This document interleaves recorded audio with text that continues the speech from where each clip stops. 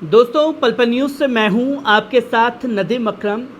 राजनीति में आम आदमी पार्टी और भारतीय जनता पार्टी का कलह किसी से छिपा हुआ नहीं है। जहां समय समय पर तस्वीरें जो हैं अक्सर सामने आती रही हैं, जहां खुल करके दोनों तरफ से पलटवार किए जाते हैं, पर साफ तौर पर अगर देखा जाए और समझा जाए तो भारतीय जनता पार्टी को जो राजनीतिक पार्टियां चुनाव में मात दे देती हैं, तो भारतीय जनता पार्टी इस तरीके से अपना सिर खुजलाने लगती है जैसे खिसियानी बिल्ली खंबा नोचे वाला हिसाब हो जाता है।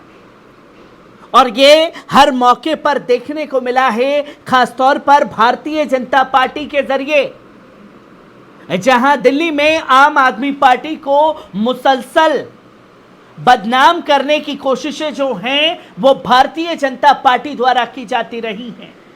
और जब भारतीय जनता पार्टी तमाम तरीके से बदनाम करने की कोशिश कर रही है, तो आम आदमी पार्टी के विधायक सौरभ भारद्वाज ने भारतीय जनता पार्टी के एक ऐसे चेहरे को बेनकाब कर दिया है जिससे पूरी तरह खलबली मच चुकी है। क्या कुछ सौरभ भारद्वाज ने कहा है, पहले उनके बयान पर नजर डालिए।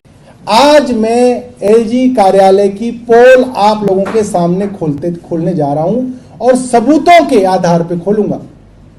एलजी कार्यालय को निमंत्रण दे रहा हूं कि इसका जवाब दीजिए। अभी तक क्या था, कोई ट्रांसफर पोस्टिंग ग्रुप ए की हो, साहब एनसीसीएस से नहीं है, मुख्यमंत्री नहीं है, हम क्या करें, हम पोस्टिंग देना चाहते हैं, हम दे नहीं पा रहे।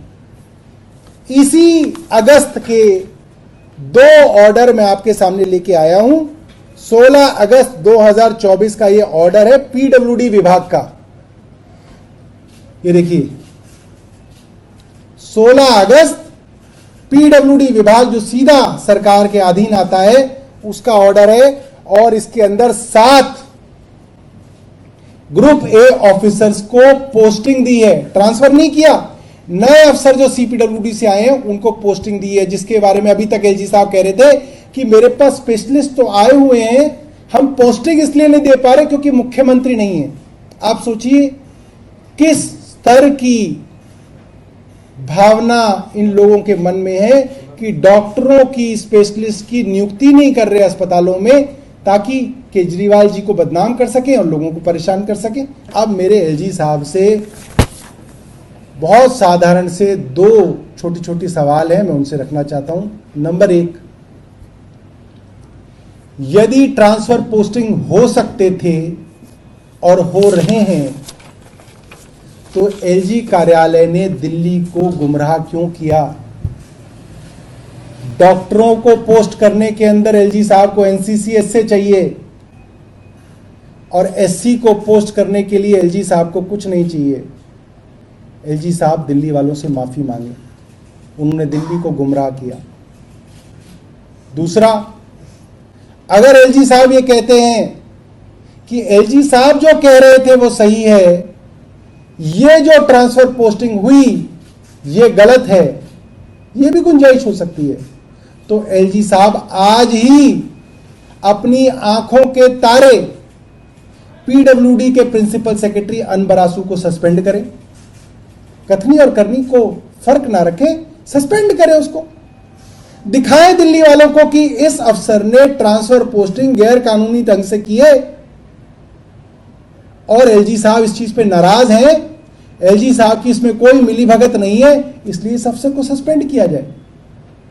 मैं आपको बता रहा हूं, ना एलजी साहब माफी मांगेंगे, ना एलजी साहब इस अफसर को सस्पेंड करेंगे, क्योंकि सिर्फ गुमराह करना, मैनिपुलेट करना, मिसलीड करना, झूठ बोलना एलजी कार्यालय का काम रह गया। आपने देखा कि किस तरीके से भारतीय जनता पार्टी अक्सर गुमराह करने का काम करती है।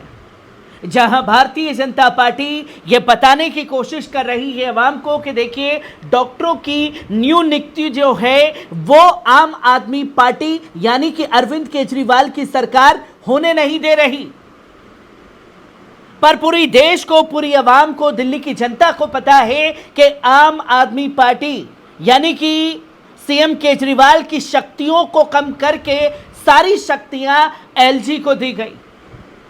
और जब एलजी के शक्तियां दी गई हैं, सुप्रीम कोर्ट की तरफ से भी ऑर्डर दे दिया गया, उसके बावजूद भी Bharatiya Janata party supreme court से, माय लॉर्ड से अपने आप को बड़ा समझने लगी है।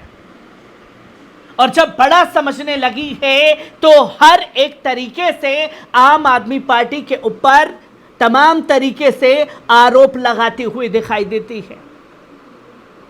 जहां आरोप बेबुनियाद लगातार सामने आ रहे हैं और जब आरोप भारतीय जनता पार्टी के बेबुनियाद सामने आ रहे हैं तो सौरभ भारद्वाज ने भी खुल करके काला चिट्ठा जो दिल्ली की जनता को और आम जनता को गुमराह करने के लिए किया जा रहा है, उसकी पोल खोल करके रखती है।